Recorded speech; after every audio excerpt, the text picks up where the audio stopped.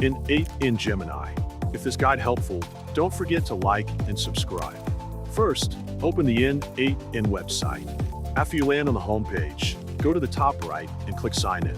Once you're in the main dashboard, click Create Workflow in the top right. On the Workflow Editor screen, press the plus icon in the center. The trigger menu will appear.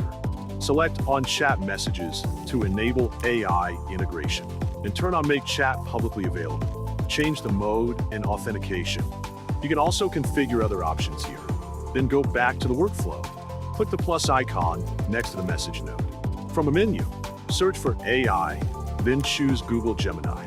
From the action list, pick Message or Model. Now set up Gemini credentials. To get your API key, go to Google AI Studio.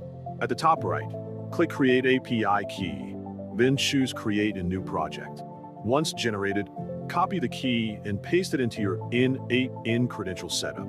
Next, configure Resource, Operation, and choose your Gemini model.